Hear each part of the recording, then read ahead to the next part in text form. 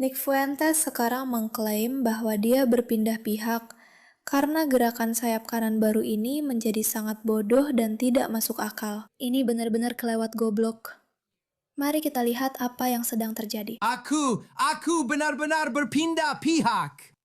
Bukan seperti itu. Aku berpindah pihak. Bukan seperti itu. Bukan maksudnya soal gay. Itu yang ingin aku katakan. Pindah pihak. Aku ikut. Aku akan gabung sama mereka. Aku nggak tahan lagi. Aku benar-benar nggak tahan. Aku lihat Jake Shields hari ini. Bro, sekarang aku tahu rasanya jadi orang kulit hitam. Sekarang aku tahu gimana rasanya Thomas Sowell jadi satu spesies sama George Floyd. Aku lihat Jake Shields hari ini dengan topi terbalik dan telinganya yang rusak parah. Dan dia duduk di sana bilang, kenapa? Kenapa menurutmu orang Prancis ngasih kita patung Liberty? Kenapa mereka melakukan itu? Itu kayak sesuatu yang Yahudi. Patung Lib, Pirates of the Caribbean, Konspirasi Yahudi. Patung Liberty, Konspirasi Yahudi. Film Minecraft, Jack Black. Kamu tahu Jack Black itu Yahudi? Oke, terus kenapa? Itulah masalahnya. Dia benar. Dan aku tidak suka mengatakan bahwa Nick Fuentes benar. Tapi kalau kamu mau membenci seseorang, setidaknya punya alasan yang bagus untuk melakukannya. Tapi teori konspirasinya sekarang sudah benar-benar jadi sangat konyol. Yang sejujurnya, itu hal baik untuk orang Yahudi di mana-mana. Karena itu membuktikan betapa konyolnya semua itu. Kamu tahu, Nick Fuentes adalah tipe pembenci Yahudi yang berbahaya. Tipe anti-Zionis yang berbahaya karena dia cerdas. Dan argumennya biasanya memang punya logika di baliknya. Meskipun aku sangat tidak setuju dengannya, dan menurutku dasarnya salah. Tapi ketika ada orang-orang bodoh seperti Dan Bilzerian atau Jake Shields yang mendorong narasi-narasi seperti ini, seperti kamu tahu nggak? Alasan jari kakiku terantuk pagi ini karena Israel mengebom Gaza. Itu benar-benar melelahkan dan lucu. Dan itu hanya membuktikan betapa bodohnya orang-orang ini. Ayam lava? Maksudku, serius? Jadi aku beralih. Aku gabung sama mereka. Aku ikut, kamu tahu. Kalau mereka mengendalikan segalanya, mungkin ada benarnya juga.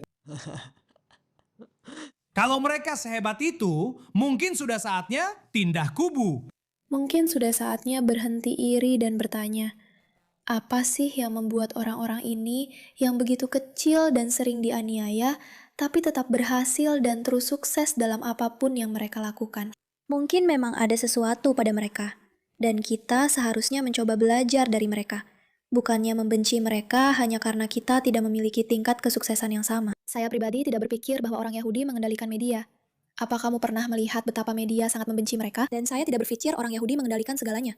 Tapi saya memang berpikir bahwa orang Yahudi punya kemampuan untuk berhasil dalam berbagai hal, meskipun semua kemungkinan menentang mereka. Dan itu adalah sesuatu yang seharusnya dipelajari orang, bukan dibenci.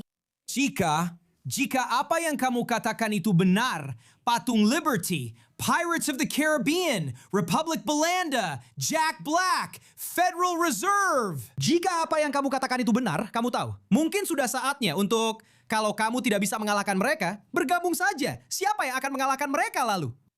Ya, tim acak kami yang terdiri dari petarung UFC, komedian wanita, penjudi profesional palsu.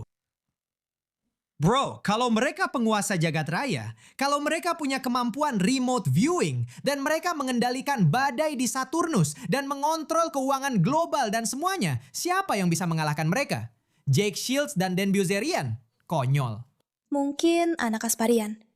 Mungkin dia akan berhasil mengalahkan kekuatan jahat besar yang mengendalikan segalanya. Lebih konyol lagi, Tweedledee dan Tweedledum. Kalau itu yang kita hadapi bro, gue mending gabung sama kekaisaran. Gue bakal jadi stormtrooper sialan. Jadi intinya, Menurutku dia merasakan apa yang banyak dari kita rasakan, yaitu, ya ampun, seberapa rendah sih kecerdasanmu bisa turun? Dan menurutku, Dumb and Dumber mungkin adalah gambaran terbaik yang pernah aku dengar tentang Dan Bilzerian dan Jake Shields. Karena mereka benar-benar yang paling bodoh di antara yang bodoh.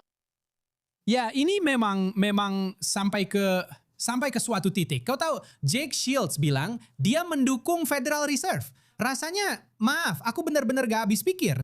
Berapa kali sih kepalamu dipukul sebelum kamu belajar satu hal saja tentang kebijakan moneter? Pernah nggak kamu baca On Money and Credit karya Ludwig von Mises? Aku rasa sih nggak pernah. Boleh aku bilang jujur, dunia ini pasti akan jauh lebih baik kalau orang-orang melihat Nick Fuentes itu cuma sebagai komedian gila, bukan seseorang yang benar-benar punya poin politik. Dia itu cuma lucu kok. Dia kocak banget. Dia itu orang yang buruk banget kalau soal hal-hal yang benar-benar dia yakini. Tapi cara dia merangkai argumen itu, jujur saja, menurutku orang-orang di masa depan akan mempelajari sejarah untuk memahami bagaimana pria ini bisa mengambil argumen dan memanipulasinya sedemikian rupa sehingga jadi mudah diterima. Bahkan seseorang seperti aku, yang sangat tidak setuju dengan pria ini dan menganggap dia menjijikan dan buruk, sebenarnya menikmati menontonnya. Itu adalah sebuah prestasi. Inilah masalah nyata yang kita hadapi. Orang-orang seperti Nick Fuentes jauh lebih bermasalah daripada orang-orang seperti Dan Bilzerian dan Jake Shields. Karena orang-orang seperti Jake Shields membuat semua pernyataan seperti ini, orang-orang panik. Tapi itu hanya kebodohan saja. Nick memiliki sesuatu dalam dirinya yang membuat orang-orang benar-benar suka mendengarkannya. Dan itulah bahayanya, karena dia terdengar logis dan cerdas. Dan apa yang dia katakan di sini memang cerdas. Jika mereka memang menguasai dunia, mungkin kita harus bergabung dengan mereka. Orang-orang ini bodoh. Dan dia sering berubah-ubah. Dia berpindah dari satu pendapat ke pendapat lain, lalu ke pendapat yang lain lagi. Jadi kamu tidak pernah benar-benar tahu di mana dia berpihak. Tapi kamu selalu ikut terbawa arus bersamanya. Jadi pada dasarnya dia benar-benar membawa orang-orang ikut dengannya tanpa tahu kemana mereka pergi. Dan mereka tidak berhenti untuk berpikir sendiri. Itu adalah bakat yang luar biasa. Kamu harus mengakui itu. Dan sekali lagi, dia sangat lucu saat melakukannya. Saya rasa tidak.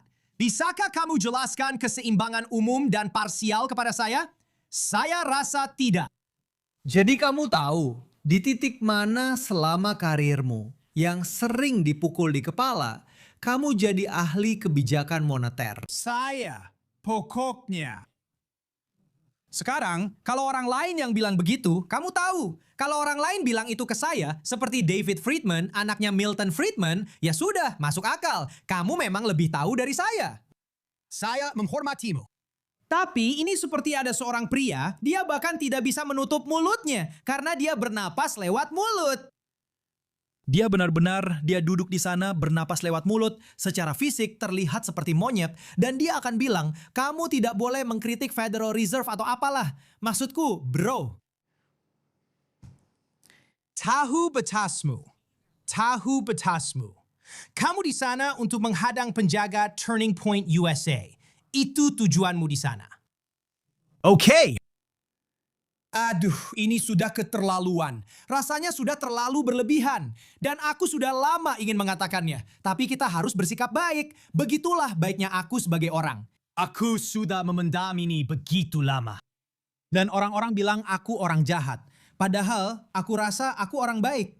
Kita harus mempertimbangkan ide bahwa ada seseorang yang, maksudku, secara harfiah mengalami kerusakan otak akan memberitahu kita apapun tentang politik. Seperti dia memang punya kerusakan otak, dia butuh pemindaian otak. Orang ini butuh perhatian medis.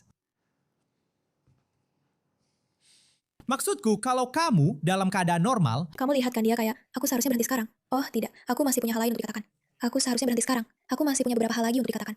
Mari kita lihat apa lagi yang akan dia katakan. Sikapnya, kalau kamu tidak tahu, dia itu petarung legendaris. Kalau kamu lihat orang ini di halte bus berteriak tentang orang Yahudi, kamu pasti akan memanggil ambulans. Kamu pasti akan mengetes kesadarannya. Kamu akan meletakkan tanganmu di pundaknya dan bertanya, hari apa ini? Siapa presiden sekarang? Kamu tahu nggak? Ini masalahnya kan? Menurutku, benar-benar. Siapapun yang percaya teori konspirasi gila seperti ini, atau yang sejenisnya, orang-orang seperti Nick Fuentes, mereka semua kurang kemampuan mental, semuanya. Masalahnya adalah, ketika Jack Shields sebenarnya sedang membantu kita. Karena dengan terlihat begitu konyol dan terdengar begitu konyol, dia memang terasa seperti itu. Seperti seseorang yang tidak sehat, jadi kamu gak bisa menganggapnya serius. Tapi Nick Fuentes, inilah masalah sebenarnya. Karena kamu bisa menganggapnya serius, dan kamu memang mempercayai pendapatnya dalam banyak hal. Dan sekali lagi, meskipun kita tahu dia sering mengeluarkan omongan yang menjijikan, dia benar-benar sangat menarik dan menghibur untuk didengarkan. Dan dia logis dalam cara dia menyampaikan argumennya, yang sangat berbeda dengan orang-orang lain, yang membuatnya, sekali lagi, menjadi musuh yang lebih berbahaya. tapi juga lebih menarik. Tapi sebaliknya, kita justru menghibur. Kita menghibur orang ini seolah-olah dia akan terlibat dalam debat intelektual. Apakah dia akan terbang ke Oxford? Kamu tahu, mereka tidak bisa membawa Hasan dan Cenk Uygur. Apakah Jake akan terbang ke Oxford dan berdebat dengan seseorang tentang isu-isu hari ini? Mari kita lihat. Topik A, kebijakan moneter. Topik B, sejarah Israel di Timur Tengah. Seperti idiokrasi. Ini sudah mulai terlalu berlebihan. Ada Octagon UFC di Gedung Putih. Orang ini adalah otoritas dalam politik. And go to Congress, Bill Zarian. Tuhan, tolong kami. Serius, Yahweh, kalau kau bisa mendengar kami, tolong hancurkan Amalek. Tidak, maksudnya tidak sungguhan. Itu cuma bercanda.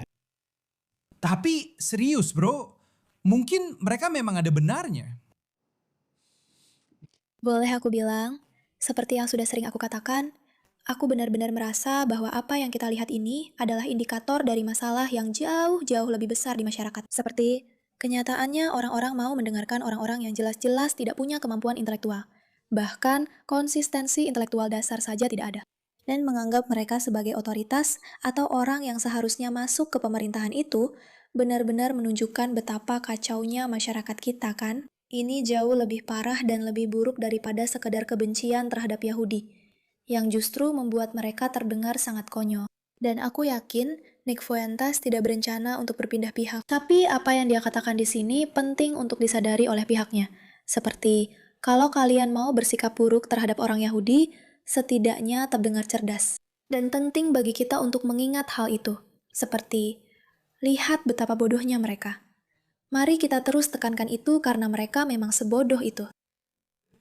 Mungkin mereka sedang memasak. Ketika mereka berkata, Tuhan orang Yahudi, Yahweh akan membinasakan Amalek, itu seperti, kamu tahu? Jangan paksa saya memilih.